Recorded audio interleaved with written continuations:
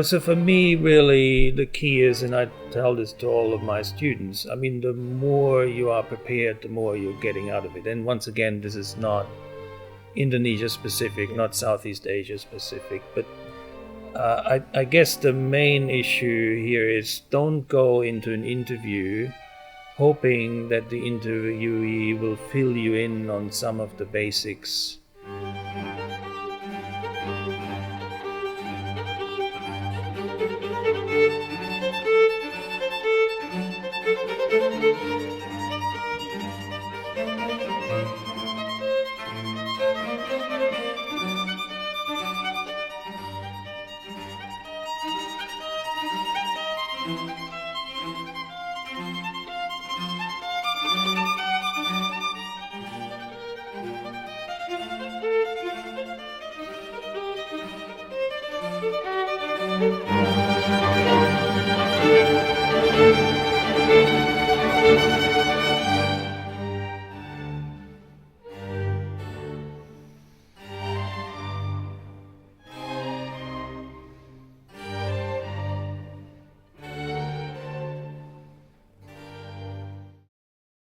This is Southeast Asia from the ground up. I'm Emir, your host, and I'm with Professor Marcus Mietzner from the Department of Political and Social Change at the Australian National University. Hi, Marcus, how are you? I'm doing well. Thank you for having me. Yes, I'm quite excited to talk to you about how to conduct research in this quite diverse region, Southeast Asia. And as you know, conducting research here can be chaotic and messy. And therefore, this interview is trying to understand your process. And you are primarily interested with political parties and presidency in Indonesia. And your works from military politic Islam and the states to the recent one, the coalitions president make, I felt like they're very narrative focused, they're very interviews, fieldwork based kind of research, right? They're very nuanced and rich. So would you describe that as your primary approach to research, in especially when thinking about Indonesia and Southeast Asia? Yes, I mean, as you know, in political science, there's all kinds of approaches. I indeed, in the past, have mostly been focusing on qualitative research. That means looking at the available documentation, of course, that is out there in terms of archival material, but very importantly for me, the interviews with the actors I'm writing about. And that for me, from a very young age actually, since the master's studies, but then going into the PhD, I really felt that if I write about people, at least I must have some kind of understanding of these people that is not just based on reading about them in the newspapers or watching them in the news. So in a casual way formulated, I need to get a feel for these persons before I write about them. And that's also quite interesting to just think about, right? Why do we need to meet this person, right? In your current project, you are writing about President Joko Widodo of Indonesia. And you have spent quite a lot of time not just talking with him, but shadowing him and understanding the context and people who are working with him.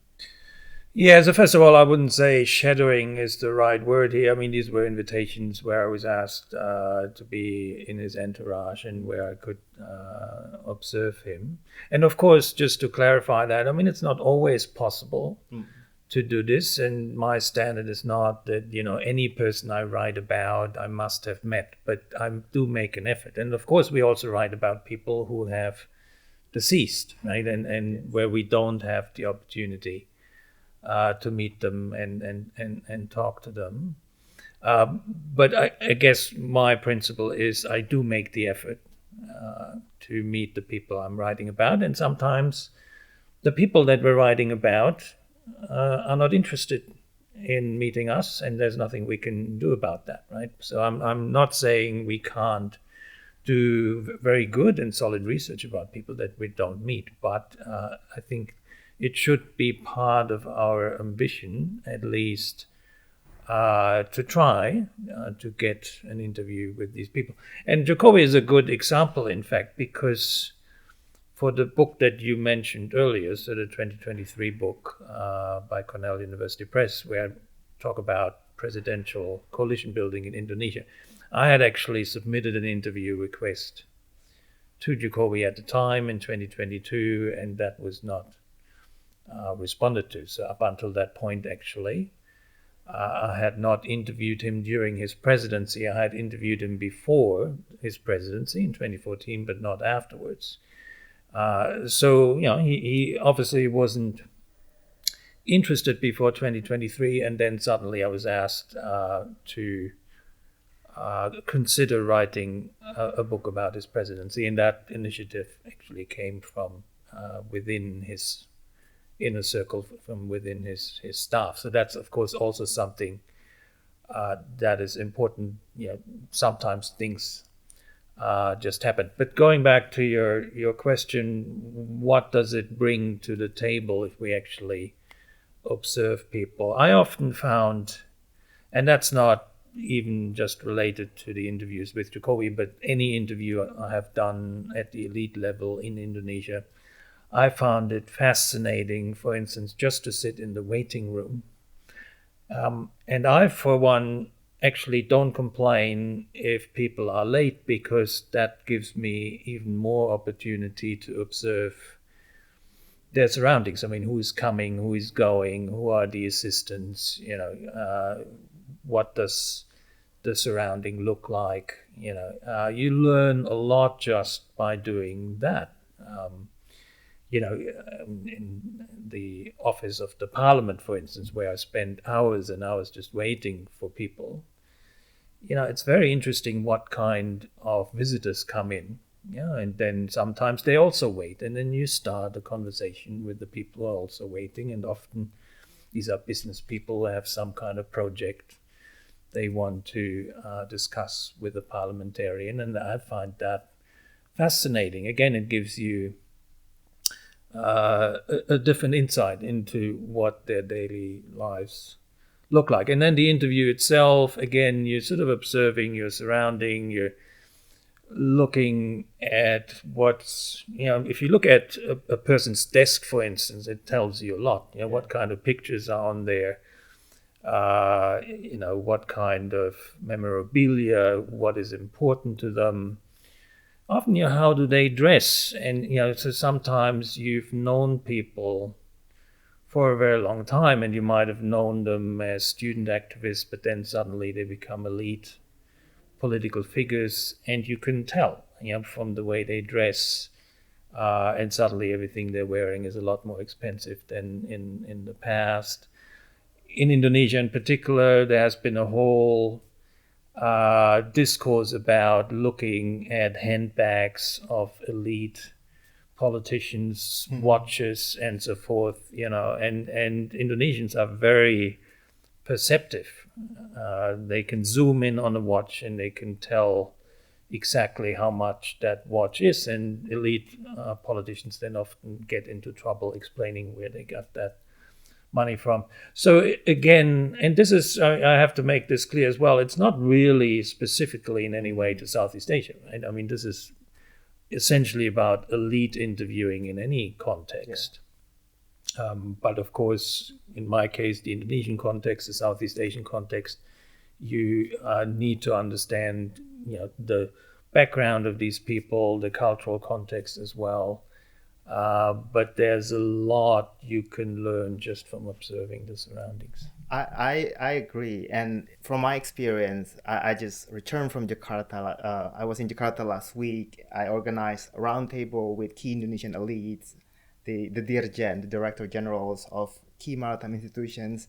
And the roundtable itself was fine. They were formal, they put on a show, right? But then all the juicy materials were actually outside when we had a break and drink coffee and they refill a bit more, right? So sometimes I think just to go beyond that formalities, right? Which segue into my next question, which is how to get more from them, especially from the Indonesian elite, right? From your experience, say the president, but not just exclusive to Jokowi, right? How do you get them to reveal more, I suppose? I don't know if that's the correct questions for that. No, so for me, really, the key is, and I tell this to all of my students, I mean, the more you are prepared, the more you're getting out of it. And once again, this is not Indonesia specific, not Southeast Asia specific, but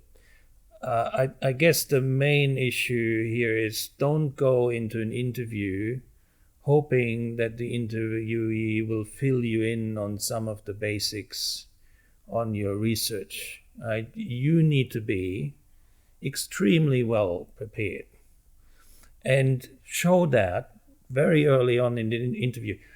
I found in almost all examples of interviewing I've done that the interviewee, of course, makes an assessment of you very early on. And at what level do they need, or at what level can they pitch the interview? Of course, they are often interested to pitch it at a very simplistic level. Right? And I've said at the very beginning through many interviews with military officers who then talk about, well, you understand that Indonesia became independent in 1945 and we're a big country and we have 17,000 islands and this sort of stuff, which is of course not of interest to me, but wastes a lot of time. But it shows that the interview thinks that you don't know much about it and therefore they can fill the space just with platitudes. And so one of the things that is absolutely crucial in the initial phase of the interview is to establish your street credibility. And often, I would just tell them about things that I know, build this into the questions, and you then see immediately their modus changing. Oh, okay, I have to pitch this at a very different level, and then they jump over all these platitudes and so forth, and they engage in a very different conversation. So I've seen this often changing in minutes, and with Jokowi it was very similar. So in the first 15 minutes, it was very clear he was sort of figuring me out. Who is this guy? What can I tell him? Because again, it's not culturally specific. Any political elite wants to portray themselves in the best possible light. And it's not only politicians. It's very human. We all do this, right? And so they want to present a narrative that is, for them, the most ideal one. But of course, our interest differs. We want to get the real story. So in testing you out, they're sort of assessing you and saying, how much can I get away with here? Yeah. And so my technique often is then to start right away with, something I've heard, Mr. President, I've heard this, and this, or your critics say this, or that. And then you drag, in this case, the president or any other political elite into a very concrete discussion of what you want to know, and you close the door for a lot of that fluff that you often would get in elite interviews. Yes, and in my case, because I'm Sumatran, they know my accent straight away, right? I don't speak with Jakarta accent. They would profile me and they tend to be quite paternal with me. Like I'm this empty cup. They are just so excited to fill with information. And especially with the Dirjen, the DGs, the Director General, and the military, right? They are also by nature quite paternal, quite like kebapakan, right? Yeah. And often, I usually just let them do that up to a point, and then start hammering with questions. And then when I started really get into the meat and really specific questions, they were a little bit then there's that degree of equality and respect where they started like, okay, I need to take this interview seriously. But I found that from my experience as this Indonesian from Sumatra, from the outer island, who kind of like doesn't speak Jakartan. But do you find interviewing Indonesian elites similar to, or maybe quite different from, say, the Malaysian elite or other elite in Southeast Asia? What's your kind of experience in that field in general? Yeah, so generally I start from the assessment or my view of the world that elite politicians are the same everywhere, right? It's about power, it's about accumulating power, it's about, again, in engaging with the press or with academics to paint a very favorable picture of yourself. So that's the starting point, right? And we need to know when we go in. And politicians differ sometimes a little bit about the extent to which they want to mislead you or present to you a manipulated view of themselves. But generally, they're all the same, right? But there are some differences in directness. In some cases, you would call it rudeness. So I haven't done a lot of interviewing in Malaysia, but I've done interviews in Egypt, for instance, where I compared the role of the Indonesian military to that of the Egyptian one after 2011. And I was quite struck by how difficult and harder it is to interview Egyptian elites. And they're a lot more aggressive, a lot more hard-going, and yes, from my perspective, often quite rude. Now, in the Indonesian context, and a lot of people are actually saying this, it's a pleasure and it's actually quite easy to do elite interviewing in Indonesia. Often, not everybody wants to be interviewed, as I said before, and fair enough. Of course, they're busy people and so forth. But often I'm amazed at, how much time these busy people set aside to give researchers an interview. And that started, in my case, from the PhD level. So it wasn't only after I became a more senior academic that I got that access, but I had it actually very early on. I started out in 1997. I remember approaching Abdurrahman Wahid at the time. So this was 1 year before Suharto fell, and I started my research at the time. And I made a phone call to the office of Nahdlatul Ulama in Jakarta from Canberra. And I wanted to just inquire about how I could get an invitation to a Nahdlatul Ulama event in Lombok in November of 1997. Now, I did call to the office, and first somebody picked up and was a bit confused that a non-Indonesian was on the phone. And then he said, just wait a moment, I'll get someone to talk to you. And then somebody was on the phone and asked me who I was, and I said who I was and asked who the other person was on the other end of the line. And he said, this is Abdurrahman Wahid. And I said, okay, would it be possible to get an invitation to this specific event? And he said, absolutely. And, within 15 minutes, they had faxed me an invitation. And then I got to Lombok, and I was picked up by him, actually, in his car. So I went with him to the event. So I was just stunned to get this sort of access as somebody who had no name, I had no publications. But that was generally my experience in Indonesia, and it's still unchanged today, that many Indonesians are very happy to talk about their lives, about their experiences, and they want non-Indonesians in particular. And it's interesting that you say that even as a non-Javanese you have this experience.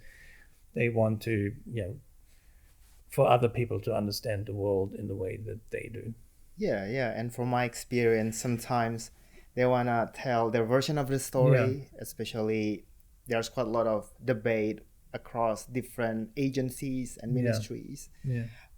sometimes it's because when I was in Papua, I think this is in 2014, I got access because Pak Tito Karnavian was somehow at RSIS, and I was at RSIS, and because it was Pak Tito, of course, they had to kind of give me access, and quite a lot of them actually tell me to tell Pak Tito to get them out of the region. I was like, oh, I don't have that kind of power over Pak Tito.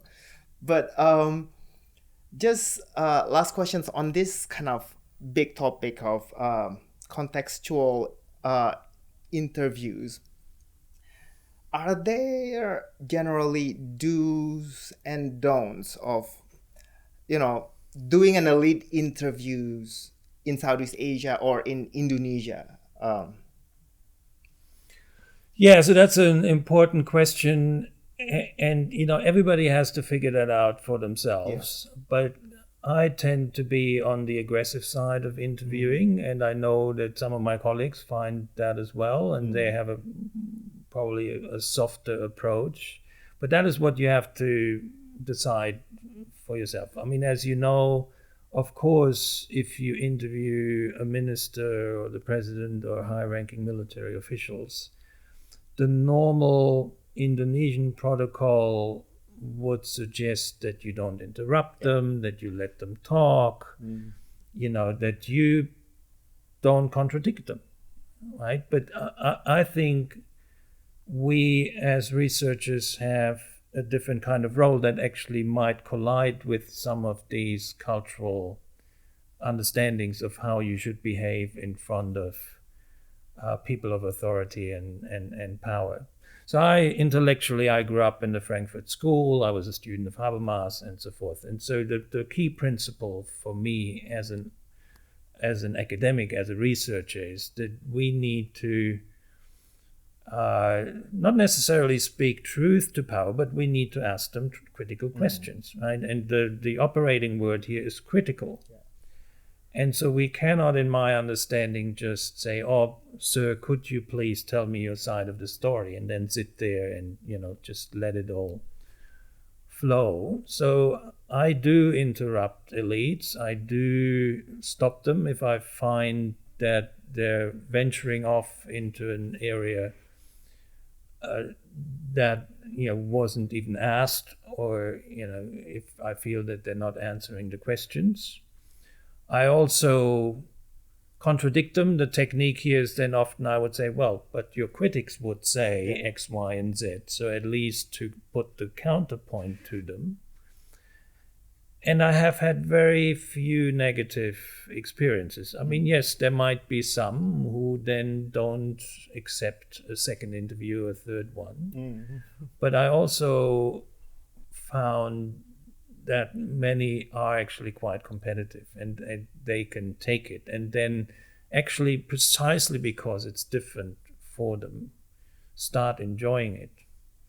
Right? Because, these people are surrounded, often because of their own mistake. They're surrounded by yes people, right? Yeah. And that starts to hurt them after a while. They're in a bubble. They only get the good news. So I see it also as part of my role to punch a few holes into that bubble. Now, if people find that culturally offensive, then there's nothing I can do about that. But I prefer that sort of approach to just for the sake of having an interview and then sitting there and record a self-serving narrative without interruptions or without any reminders that was actually not according to the facts as much as I understand them. And so I come back to what I said at the beginning. Preparation is absolutely key, because if you're not prepared, you're getting slaughtered in these interviews. Right? So then you have to accept their narrative if you don't know from other sources what the actual events were, right? And I'm, still trying, to come as close as I possibly can. And you mentioned that I'm very much interested in narratives, sort of reconstructing events as they occurred, because we often tend to move on very quickly if something happens, like the fall of Suharto or now the events surrounding Jokowi's succession. We tend to move on very quickly. My interest is often to step back and, after some time, revisit these events and try to reconstruct them based on elite interviews. And so for that, I need this critical questioning that, again, some might find rather aggressive.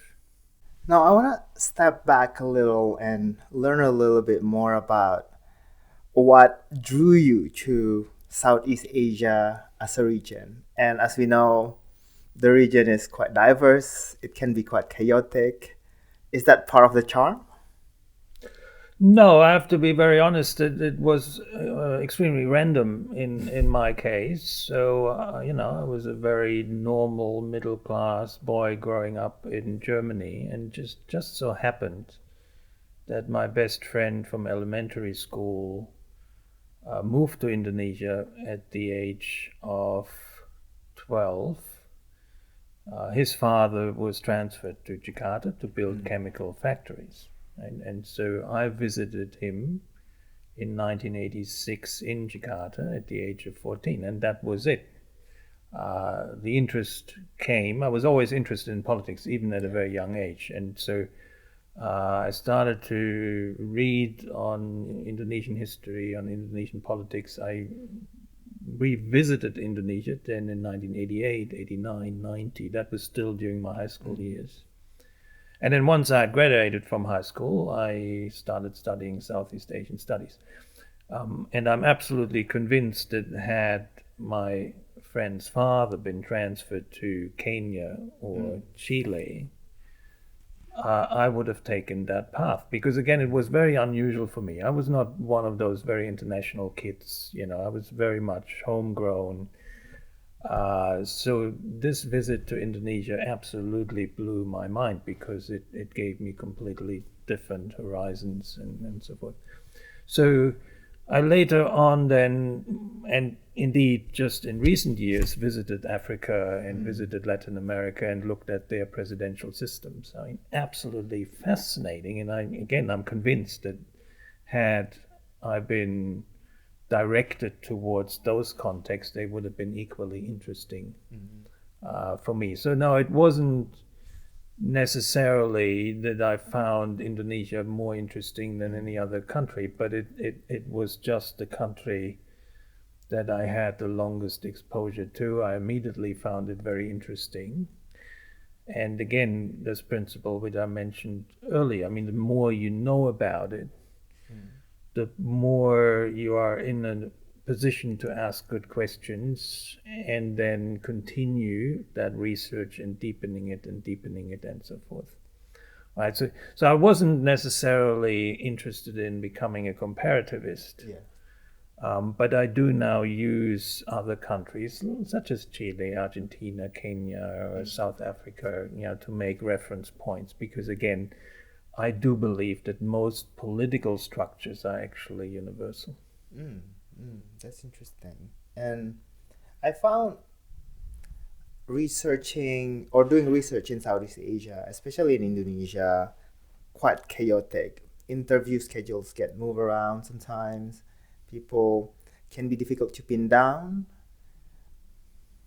You have to be willing to sometimes hop on ojek, this motorbike, and fight through the traffic, right? Which is not for everyone, I suppose. And there's that kind of uncertainty and complexity sometimes, and sometimes you get more, and you're presented with different kind of opportunities while being in the field, right? But from your experience, how do you manage complexity and uncertainty while being in the field? Yeah, but everything you say is true, of course, but that's all in the context of still much higher levels of accessibility than, let's say, in Australia or Germany or the United States. I mean, try walking into Parliament House in Canberra and say, I want to interview X, Y, or Z, or I want to interview the Prime Minister. They probably laugh at you. And if you then submit written interview requests, I think your chances might be pretty low, unless you're meeting an MP who happens to be the representative of your constituency. So no, I of course I've experienced all of this, and I've been on the back of a motorcycle with a parliamentarian who said, "Okay, we just got to go now. There's a traffic jam. Just hop on the back of my motorcycle and we're going to the event." But that for me is not so much chaos, uncertainty. It is again that willingness of elites to engage with you, because again the alternative for me to uncertainty and chaos and so forth is not certainty and orderly interview dates, but often in the context of the West, United States, Germany, Australia, it's getting no interview at all. Or they say, "Oh, just meet my staff," right? Which is what often the staffers are for. So no, I remain highly appreciative. But of course, and that goes back to the issue of local knowledge. While I do believe that power structures are universal, but you need to still understand the local manifestations of that power structure. And of course, it helps a lot if you do that. So knowing the language, and we'll probably come to that, but also some of the local cultural contexts in which people operate do help a lot. But I don't think that Southeast Asia is particularly more chaotic, let's say, than Africa. I mean, you could make the point that Africa is a lot more chaotic, a lot more disorderly. I also don't find it a lot more uncertain or chaotic than, let's say, Latin America. I mean, if you go to Argentina now, I mean, that's one big mess. So, and I've done interviewing there as well, not all that different from Southeast Asia. But again, all of that with the footnote that knowing your way through all of these cultural pitfalls and potential problems, of course, does help.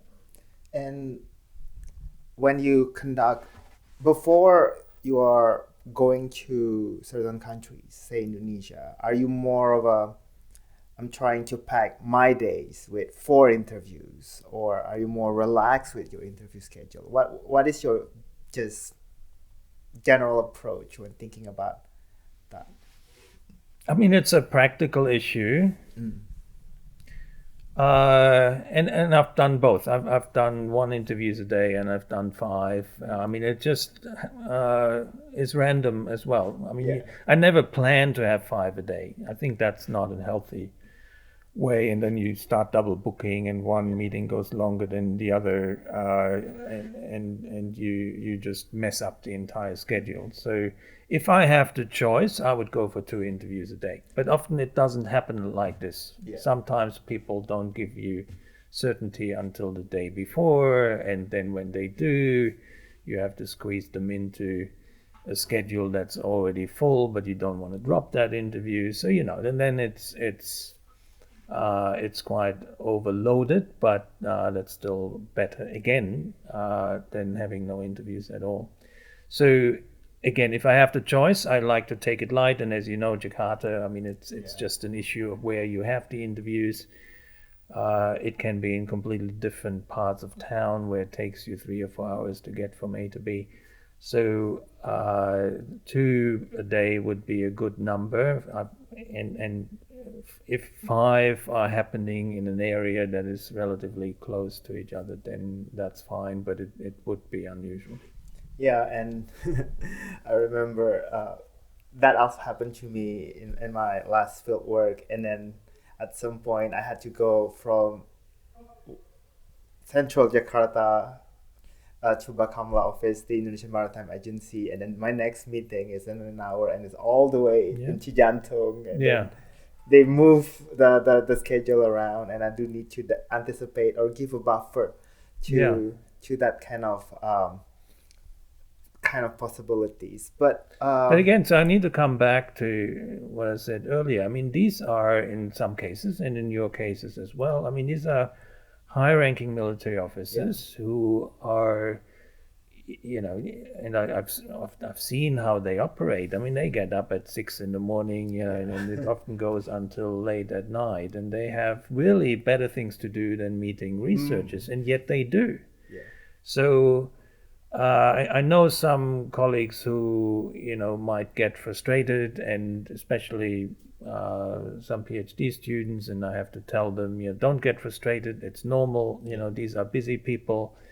I, again, am still at awe how many of the Indonesian elites, whether in the military, in business, or in politics, still want to meet with us. And then if they bump us around a little, for me, that's part of what we do. Yeah, and I want to go back to your point earlier about the importance of local language and also this cultural understanding, right? And why is that important? Why is that important to increase the, you know, efficacy or effectiveness of your research? Yeah, so knowing the local language is not necessarily important just for the interview. And absolutely, I mean, I've done interviews in English because there's some Indonesians who speak English so well, and indeed there's I won't name names, but there's some who actually speak English better than Indonesian. And so if they like to do the interview in Indonesian, and I feel there's nothing lost in translation by doing so, then absolutely I would do the interview in English, and I don't think there's a translation loss there. But the local language is important for the interview preparation, right? As I said, there's nothing more important for interviewing than the preparation before the interview. And if you can't read the local press, if you can't watch local television, if you can't, you know, speak to people in the neighborhood to sort of get a sense for what the mood is like on the ground, I think you're just missing important pieces of the puzzle that then allow you to do a good interview. Right?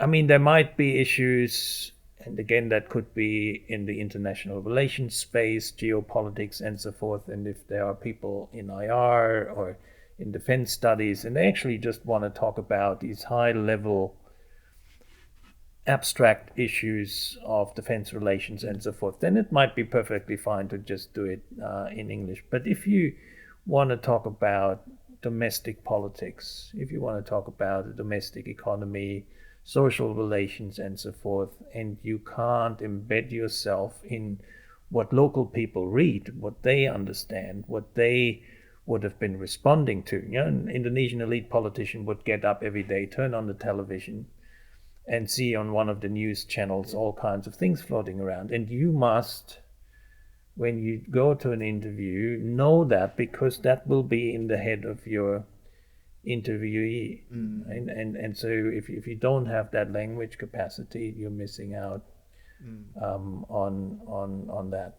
And one thing that I experience as well is that kind of, if you know, you know, and wink when they answer, because a lot of their answer is, you know, that person, but they never really name names, for example, right? Or, you know, there's kind of a lot of that, and being outside for so long, I need to constantly update myself with what it means, or like just general local dynamics, because otherwise I can't understand what they're trying to convey. Do you experience that as well? Oh, totally. And I mean, as much as I like to be perfectly prepared, there's no perfection, right? There's always something where I catch myself, I really didn't know what this was now about. I mean, the person then mentions a name I haven't heard about, or refers to a case I haven't heard about, right? And then I'll make a note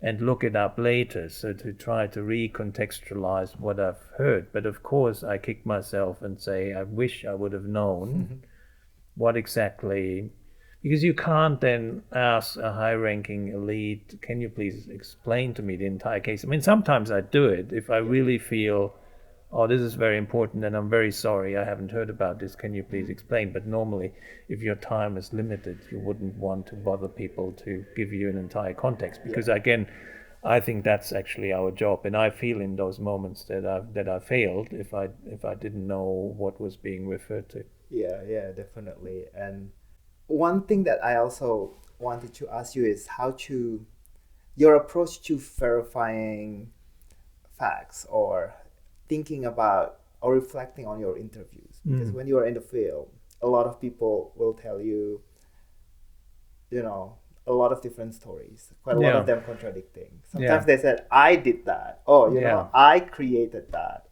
Yeah. Oh, that's my products, right? And when I was in the Philippines, there was I asking the Coast Guard, the military, whether China whether they can fish in the Scarborough Shoal, for example. I still don't know because each person tell me different stories. Yeah. So what is your approach to that kind of to structure all this narrative you gain, all the stories you gain from your interviews?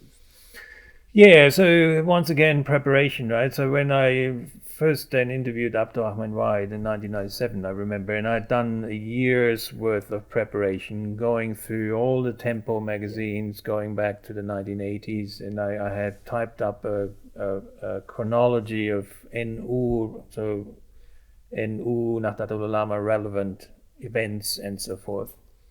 And I noticed in the first interview that Abdurrahman Wahid was all over the place when it came to remembering events. He placed events in the wrong year. He mentioned people of having had a role that were already dead. And so that's when I learned very quickly, you can't really take that for face value. And I did have access to him then as president as well. And there I learned as well that basically what he told me on that particular day was just a snapshot of his mind on that day. And it often lost its value the next day. And that again goes back to the need to interview as many people as possible who are in this orbit, who have witnessed these events. Look at everything that's out there in terms of media coverage, in terms of what has already been written about it, in terms of TV documentations and so forth. And then you try to reconstruct particular events. Now, there will never be a perfect reconstruction, right? And so when you do this in a book, for instance, as I do, then you would sometimes have to work with footnotes. Then you settle on the narrative that you think is probably the right one, but then you say, well, in a footnote, this has been disputed by blah, blah, blah, blah, blah. But often the picture becomes pretty clear, again, through the lens of just assuming that people tell us self-serving stories, then to sort of figure out who has the least self-interest.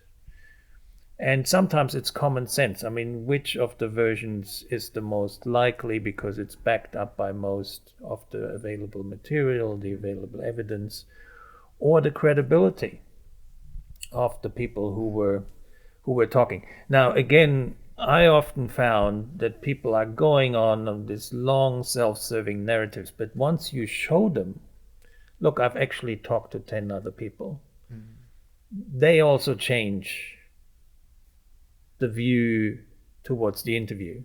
And you can see that they start filtering. It's okay, so now I have to present a different narrative. And I often would throw in, but I've heard this was a different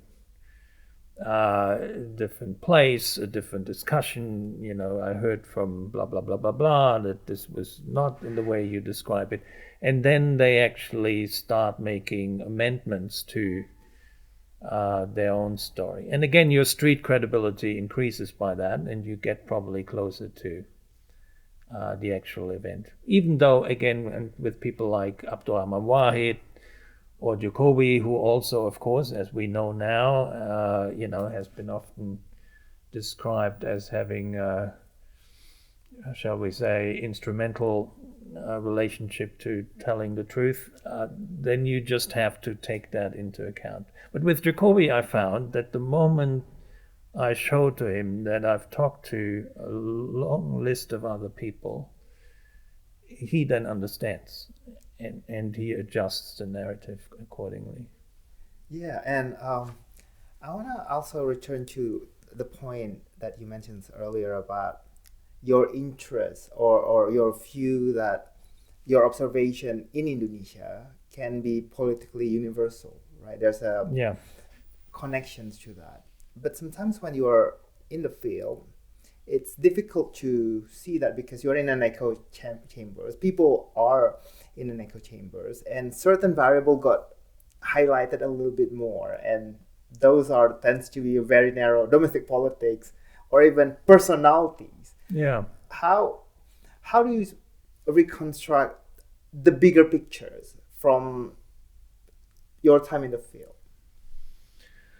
Yeah, so what I mean by the universality, for instance, is that, in the case of Jokowi, for instance, he's been very frequently been described as a Javanese king, right? And I don't think that that's useful at all, because he did not behave in any way that's inconsistent with being the president of a young democracy that's struggling with institutionalization and so forth. So what we have seen him doing, we have seen in Africa, we've seen in East Asia, we've seen in Latin America, we've seen in Eastern Europe in exactly the same way. Dynasty building, self-centered concentration of power and so forth. That part of it is universal. Right? And I think we really need to highlight that. But again, the way the particular manifestations of these universal structures emerge, they have cultural and local connotations, and we need to understand those. We also need to be very well aware that power holders use culturalist references to their own benefit. I mean, you remember the Asian values debate of the 1990s, where basically authoritarian power holders argued that, we can't have a Western-style democracy because Eastern Asian values do not allow for it. It just so happened that they were the beneficiaries of those values that said, don't criticize authorities, be respectful towards elderly people in power and all of that sort of stuff. And so we see that a lot. And Jokowi, by the way, has done the same thing, right? He's told critics that they should remember that Indonesia adheres to Eastern values. And that means that you should be polite and that you should not be offensive in your criticism and so forth. But of course, it's self-serving. Once you are the president who has an interest in not being criticized in any offensive way, then if you say, the culture doesn't allow for that offensive criticism, then of course we need to ask, aren't you just asking for something that is in your interest? So that's why I am very skeptical towards the use of culturalist language in the analysis of political structures. Yes, we need to understand them. But often, they can be really self-serving from the perspective of the people that are using these culturalist paradigms. Definitely. And this is my last question. For those students, researcher who never been in Southeast Asia or in Indonesia, wants to go to these countries and conduct a lead interview, what would be your general advice to them? Yeah, I mean, going back to what I said earlier, preparation. Right? So don't walk into interview asking basic questions. Yeah, I often get quite angry when I'm interviewed by media, by journalists, who don't ask me for my analysis but want me to tell them the basics of a particular event. Some even ask me, how to spell certain names, and that just points to very poor preparation. And as I mentioned earlier, if you walk into an interview with a high-level official, whether that's a politician or a military official, you're just asking for trouble because you are at their whim. They can do whatever they want with you. They can tell whatever they want to tell. You can't even know whether they're telling you lies. So you just got to be prepared. And that's why here at the ANU, as you know very well, we've got a year of preparation as a PhD student before you go to the field. And I think that year is absolutely necessary. It allows you to reflect on the right questions. It allows you to prepare very well on the events, on the particular issues that you want to ask somebody. But, again, if you think, I'll just meet somebody and let them talk and let them give me basic details on an issue, then you're lost. And you wasted their time and you wasted your own as well. So you need to be really as well prepared as you can possibly can. And yes, that does come with the benefit of knowing the language, for instance, and so forth, watching the local news, reading the local newspaper, going into an interview, knowing the daily events that person that you're interviewing would be influenced by. Thank you very much, Marcus. I learned a lot. And this is Southeast Asia from the ground up. Thank you.